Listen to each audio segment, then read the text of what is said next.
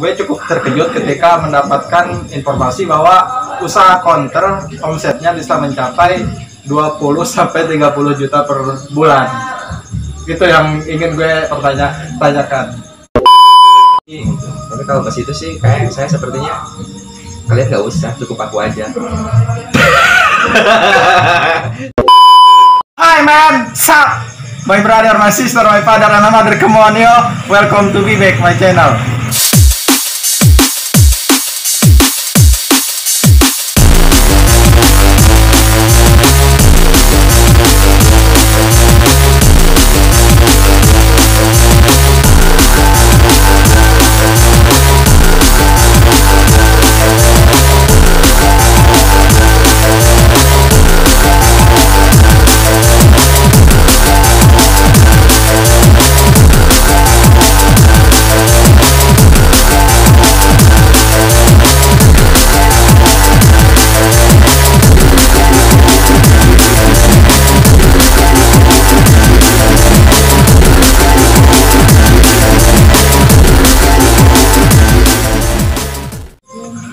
Oke cuy, jadi di konten video gue kali ini gue mau membahas tentang perusahaan yang lagi hits, yaitu counter, di mana konon katanya omsetnya bisa mencapai sekitar 20 sampai dengan 30 juta per bulan. Bisa kalian lihat di background video gue kali ini, yaitu banyak aksesoris handphone dan headset dan juga casan. Kita tanyain langsung ke orang yang mempunyai perusahaan ini, apakah benar omsetnya bisa mencapai 20 sampai 30 juta per bulan hanya dengan usaha counter.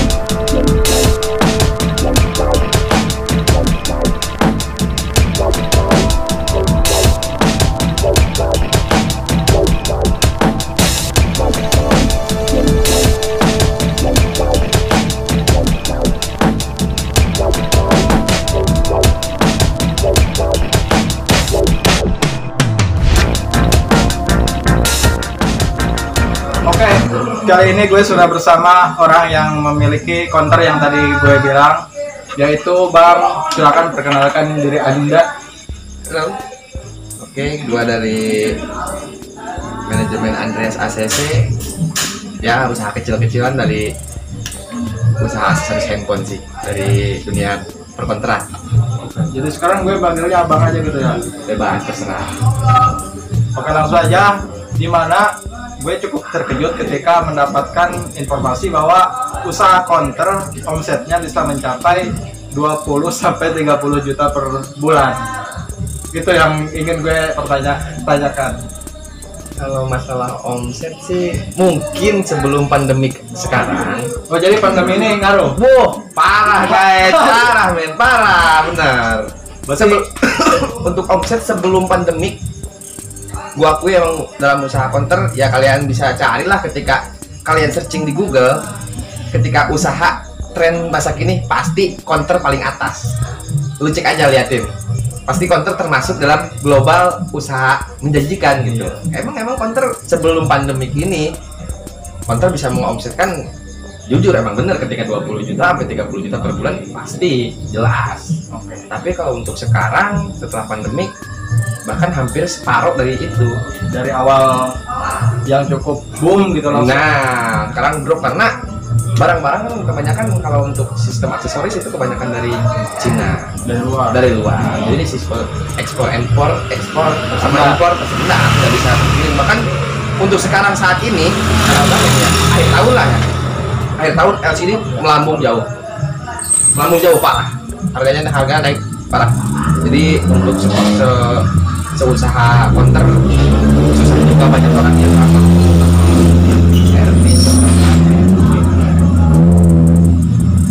Dan di konten video gue kali ini gue mau bahas tentang tips and trick bagaimana cara sambil kopi. oh nggak apa-apa santai aja bang. Oke. Tentang tips and trick mungkin ya dari penonton gue ada yang mulai usaha konter gitu ya, dan seperti abang bilang di awal bahwa usaha konter ada usaha yang menjanjikan, pasti banyak orang yang mau bergelut di bidang tersebut gitu. Ketika dari awal modal berapa yang harus dipersiapkan, apa saja barang-barang peralatan yang harus dibeli. Tapi kalau ke situ sih kayak saya sepertinya kalian nggak usah, cukup aku aja. Cukup gua aja yang usaha kayak gini guys. Karena ntar banyak saingan. Sebenarnya tidak saingan itu masuk ke deretan pertanyaan gue bang. Ya kalau sebenarnya sih di channel gua sih udah terpercaya ketika 5 popsi usaha counter dari 1 sampai 5 itu udah jelas. Cuman gua sebutin lagi di channel. Ya iya, itu kan di channel lo. Oke. Tapi sekalian berkunjung di channel gua, Andreas. Di deskripsi silakan kalian cek linknya. Ada channel YouTube dia yaitu tentang membangun usaha counter dan tutorial cara-cara servis ya Pak. Ya, seputaran tentunya aksesoris lah. Iya. Ya untuk tip pertama sih apa ya? Poin pertama sih ya jelas pasti lokasi. Jelas lokasi di mana kita harus menempatkan lokasi yang benar-benar ekstrim guys. Kadang nggak kita contoh Ekstrim dalam hal banyak pengunjung gitu. tepat lah intinya. Mudah dijangkau. Mudah dijangkau. Jadi jangan seperti ketika gini. Oke lah, ketika lokasi tersebut, misalkan contohnya lokasi itu tepat bagus tapi jalurnya jalur utama.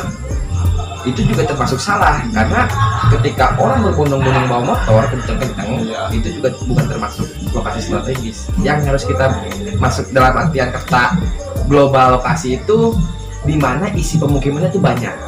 Oh, isi pemukiman dulu. Pemukiman jelas. Berarti yang orang-orang yang lewat yang menggunakan jalur mah belakangan. Yang penting ketika lu misalkan contoh lokasi di depan di mana gang belakangnya itu kontrakan atau perumahan. Banyak penghuninya.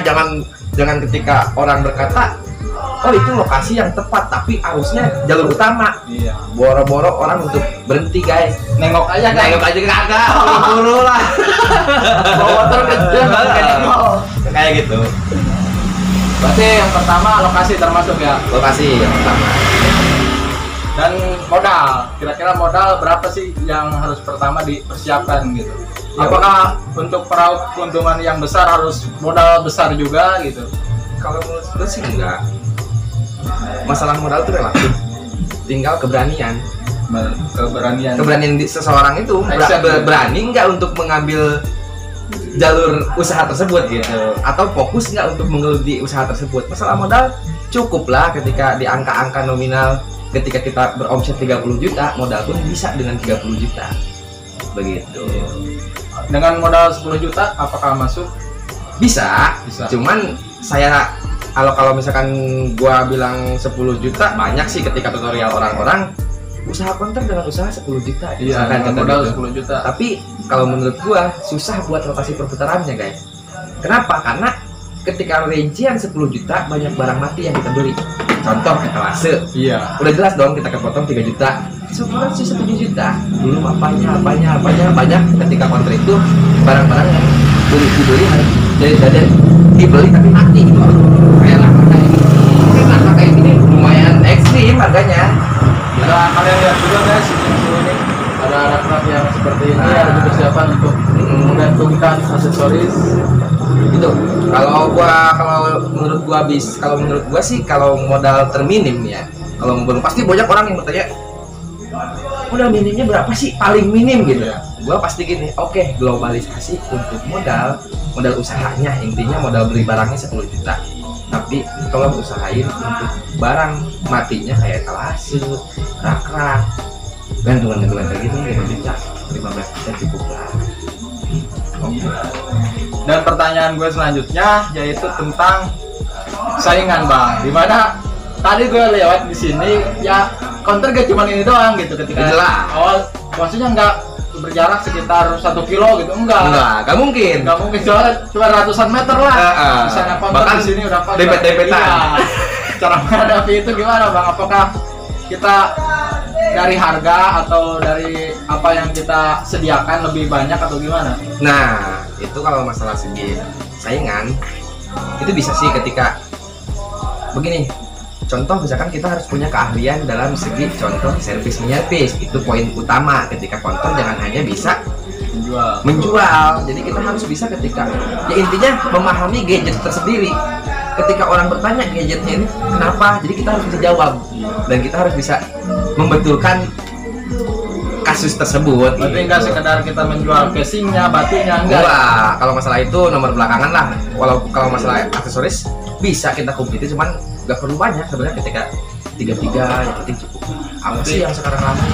Ya HP jenis HP apa yang banyak digunain? Nah, itu aja sih. Kalau masalah untuk saingan, jangan takutnya karena tergantung kitanya pengen punya keahlian apa gitu. Oke, untuk yang pertanyaan terakhir ini Bang nih, yaitu tentang keluh kesah dalam menggeluti usaha ini gitu. Apakah ya kendalanya mungkin dari segi penjualan atau apa gitu, dari transaksi gitu? Ya mungkin kalau keluh kesahnya yang gua cobain untuk sekarang sih yang keluh kesahnya di cabang. Di cabang bukan di sini ya. Kalau ini sih saya enak itu tempat pribadi lah. Iya, karena kalau itu juga konter pertama ya. Konter pertama yang ini konter pertama. Ya. Pertama. Ini nggak keluh kesah ya, tergantung ketika ekonomi kita seperti apa. Kalau kita banyak asuransi kita pasti kesah. Iya. Dalam keadaan pandemik seperti ini sepi lah. Iya. Tapi kalau posisi kita hidup dengan biasa saja cukup, jujur cukup. Tapi kalau untuk keluh kesah di dalam dunia konter, kalau misalkan yang puyeng itu yang tempatnya kontrak, Belum apa mikirin makan terus mikirin kontrakan. nah itu yang kita harus bagi-bagi lah. Tapi ini udah tempat pribadi ya Bang. Pribadi kalau yang ini. Berarti lumayan juga ya dengan omset 20 sampai 30 juta per bulan, tempat pribadi ya. Ya lumayan lah, cukup lah. Menjanjikan. Dari ini Bang, dari segi barang penjualan yang paling dicari oleh orang-orang gitu. Hampir setiap hari orang itu mencari itu gitu. Apakah ya selain pulsa lah, kalau pulsa kan dikatakan setiap ini juga orang pasti membutuhkan gitu. Kalau untuk sistem contohnya kayak gini ya, misalkan gini aja deh, berarti barang apa saja yang terhit lah gitu ya, hits ya, paling rame lah gitu ya. Ya kalau untuk sistem penjualan yang paling rame jelas aksesoris dalam penggunaan kabel data sih. Kabel data Ini udah bahan pokok karena banyak yang hilang. Orang-orang tuh ya ini rentan lah, kayak udah kayak korek ini, bener udah kayak korek. Kalau seperti ini udah kayak korek. Terus yang kedua headset, karena sekarang udah zamannya headset lah. Iya, Video call. maksudnya jarang orang menggunakan headset bawaan HP-nya gitu ya. Karena nggak ada. Nggak ada untuk handphone yang terbaru sekarang dia nggak ngeluarin. Makanya kita belum tahu juga itu. Itu bener-bener. Jadi keuntungan bagi counter tuh enak ketika sekarang handphone terbaru itu nggak pernah ngeluarin ada headsetnya. Berarti tanpa headset. Tanpa headset, walaupun handphone semahal mungkin nggak ada headsetnya. Liatin lu, bener. Berarti itu kembali untuk keuntungan yang punya counter gitu. Iya, bener-bener. Jadi ketika orang beli HP ya pasti dia ya kebanyakan membutuhkan headset gitu. Pasti, karena dia malu dia call musik. Ya, untuk konten video gue kali ini cukup sekian, yaitu tentang tips and tricks membangun usaha counter dengan omset 20 sampai 30 juta per bulan. Jangan lupa like, share, komen, and subscribe untuk terus mendukung channel gue, dan jangan lupa juga kunjungi channel Andrean ACC. Di situ ada berbagai macam konten, yaitu tentang tutorial servis HP dan berbagai macam aksesoris. See you the next time.